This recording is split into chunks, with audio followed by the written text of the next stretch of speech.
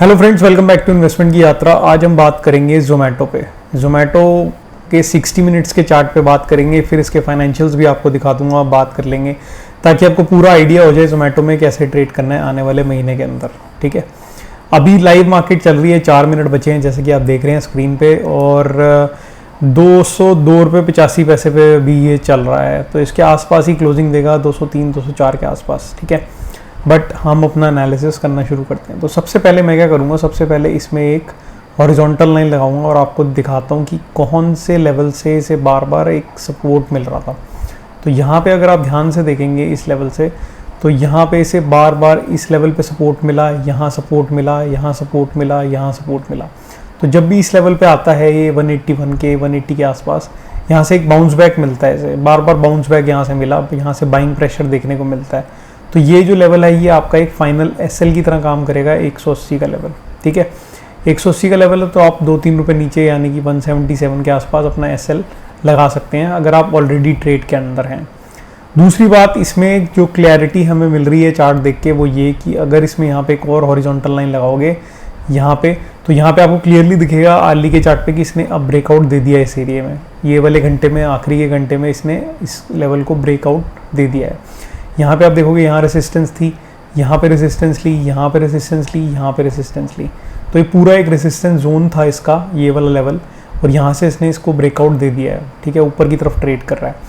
इसका ऊपर की तरफ ट्रेड करना और ऊपर की क्लोजिंग देना एक सिग्नल है कि ये अब यहाँ से तेज हो जाएगा।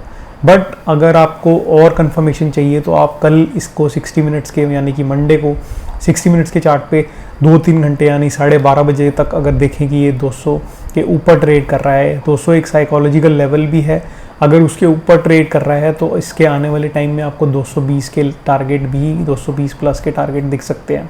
ठीक है, दूसरी बात इसमें अगर मैं करूँ तो ये एक चैनल के अंदर ट्रेड कर रहा है। ठीक है, ये पूरा एक चैनल बन गया था जिसके अंदर ये बहुत ज़्यादा टाइम से एक जोन के अंदर ट्रेड कर रहा था, और अगर स्टॉक इतने चैनल के अंदर ट्रेड करना शुरू कर दे तो उसमें जब भी एक ब्रेकआउट आता है, ठीक है, ये देखो चैनल के अंदर पूरा ट्रेड कर रहा था, तो जब भी इस लेवल से स्टॉक निकलते हैं, जैसे चैनल के अंदर से ये जो चैनल बना हुआ है ऊपर, तो इस चैनल के अंदर से जब भी स्टॉक निकलते हैं तो ब्रेकआउट जो आता है वो इतने चैनल के लेवल का ज़रूर आता है। तो तभी मैं आपको कह रहा हूँ 180 से 200 का जो इसका चैनल बन रखा था, ये 20 पॉइंट्स का चैनल था। ठीक है, ये 20 पॉइंट्स का चैनल है। ठीक है, 20 पॉइंट्स का चैनल आप देख रहे हैं ऊपर से, ये पूरा चैनल 20 पॉइंट्स का है। तो यहाँ से जो टारगेट रहेगा वो सिमिलरली इसको रेप्लिकेट करेगा, और 220 का टारगेट आपका पहला एटलीस्ट इतना तो रहेगा, क्योंकि ये चीज़ को ये ऊपर सेम रेप्लिकेट करेगा, और 20 पॉइंट्स का अगर चैनल है तो यहाँ पे 220 के टारगेट आपको ईजिली देखने को मिल सकते हैं।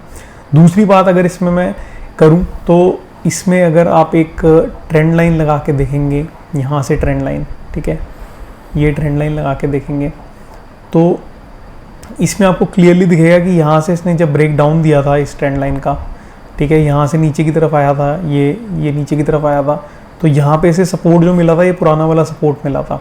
बट ट्रेंड लाइन का जो सपोर्ट है, यानी कि ये लेवल पे जो सपोर्ट था, ये सपोर्ट, ये सपोर्ट, ये सपोर्ट और ये सपोर्ट इसने यहाँ पे ब्रेक कर दिया था। ठीक है, यहाँ पे सपोर्ट लिया, ये ट्रेंड लाइन को ब्रेक कर दिया। उसके बाद ये ट्रेंड लाइन को यहाँ से इसने काटा और सीधा झटके से ऊपर ले गया, तो ट्रेंड लाइन के ऊपर ट्रेड कर रहा है अभी, राइट।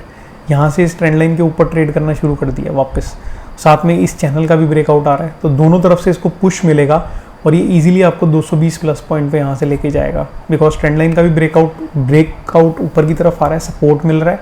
दूसरा ये चैनल का ब्रेकआउट आ रहा है, ये जो चैनल में ट्रेड कर रहा था अप्रैल से देखेंगे अगर आप, अप्रैल मिड से मतलब फर्स्ट वीक से एक चैनल के अंदर आ गया था, और 1 महीना हो चुका है इसको चैनल के अंदर। तो 1 महीने का चैनल अगर ये ब्रेक करेगा तो कम से कम 10% रिटर्न देगा। ठीक है, 10% 200 का निकालेंगे तो भी 10% इसका 20 पॉइंट्स निकलता है, और चैनल का 10% चैनल जो है वो भी 20 पॉइंट्स का है, तो एकदम एग्जैक्ट आपका टारगेट बन रहा है 220 पॉइंट का।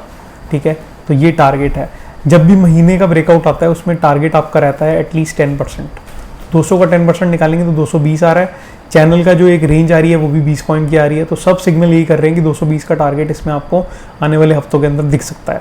ठीक है, ये तो हमने बात कर ली इसके फाइनेंशियल्स पे, होप्स आपको समझ आ गया होगा, क्लैरिटी मिल गई होगी। अब चलते हैं इसके फाइनेंशियल्स देखते हैं। बट अगर आप चैनल पे नए हो तो चैनल को सब्सक्राइब ज़रूर कर लो ताकि चैनल को सपोर्ट मिले, साथ में टेलीग्राम पे फॉलो कर लो, तो बहुत अच्छा रहेगा आपके लिए। आपको रेगुलर अपडेट्स मिलती रहेंगी और मेरी जो भी वीडियोस आती हैं उसको सब्सक्राइब करके बेल आइकन दबाएंगे तो रेगुलर वीडियोस भी मिलती रहेंगी, ठीक है। तो यहाँ पे अगर आप देखेंगे तो 1,80,000 करोड़ की ये कंपनी है। उसके बाद चलें इसके पीएनएल पे, तो पीएनएल में आपको एक शॉकिंग चीज़ दिखेगी कि इसका जो पीएनएल है वो 2022 में यहाँ पे -1220 करोड़ था, -1220 करोड़। और यहाँ पे अगर इसको अब आप देखेंगे तो -980 करोड़, 70 करोड़ के आसपास, और अब सिर्फ -12 करोड़। यानी कि आप देख सकते हैं 1210 करोड़ माइनस से पॉजिटिव आ गया है 12 करोड़, ठीक है। तो इतना ज़्यादा इसने प्रॉफिट को कवर कर लिया विद इन 2 ईयर्स। बहुत ही अच्छा इसका फाइनेंशियल रिफ्लेक्ट करता है, पिक्चर दिखाता है, और तभी स्टॉक ऊपर की तरफ भी जा रहा है। दूसरी तरफ अगर इसके आप इन्वेस्टर्स देखेंगे तो FIS के पास जो होल्डिंग है वो 55% की है, DIS के पास जो होल्डिंग है वो 15.2% की है, पब्लिक के पास 28% शेयर है, पब्लिक से माल लिया जा रहा है। 2023 मार्च में 35% था पब्लिक के पास, अब 28% रह गया, तो 7% माइनस पब्लिक ने माल बेच दिया है, ठीक है। और बेचा किसको है? DIS को। DIS के पास 8% था, अब देखो 15% है, तो 7% प्लस हुआ है यहाँ पे। तो DIS सारा माल पब्लिक से DIS खरीद रहे हैं, तो आप समझ सकते हो क्यों खरीद रहे हैं, क्योंकि उन्हें पता है स्टॉक ऊपर जाना है। दूसरी बात करूँ अदर के पास, तो उनसे भी माल लिया जा रहा है, 2% का था और अब 1.5% का रह गया है। साथ में FIS के पास भी 54.6% की होल्डिंग थी, अब 55.1% की है, तो उन्होंने भी 0.5 से इंक्रीज़ करी है। तो FIS DIS में माल बढ़ा रहे हैं, पब्लिक से माल लिया जा रहा है। चार्ट मैंने आपको दिखा दिया कितनी तेज़ी में है, बहुत तेज़ी से ऊपर की तरफ जा रहा है। चैनल का भी ब्रेकआउट आ गया, तो 220 का टारगेट आपको ईजिली मिल जाएगा।